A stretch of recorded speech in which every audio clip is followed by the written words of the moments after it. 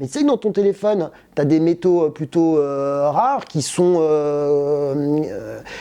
produits par des enfants. Ouais, mais bon, tu comprends, j'ai aussi besoin d'un téléphone, c'est vachement confortable. Donc, on marche mais complètement sur la tête.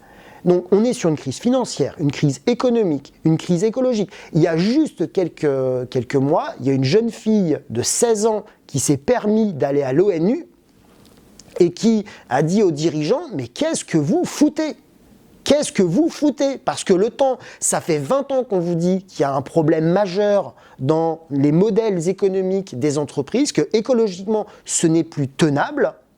Et moi, j'ai 16 ans et je suis obligé de venir vous le dire. Est-ce que c'est normal ? Est-ce que c'est normal que moi, je sois obligé de rater l'école pour vous dire ça ? Non, c'est pas normal. Crise financière, crise économique, crise écologique, crise sociale. On assiste depuis 1 an, même un petit peu plus, en France, mais dans d'autres pays, ça se passe.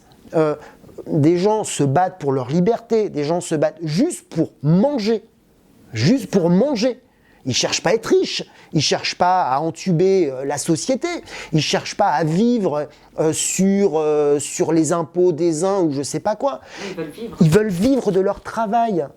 Ils touchent un salaire, le 28 ou le 1er du mois, 5 jours plus tard, ils n'ont plus d'argent.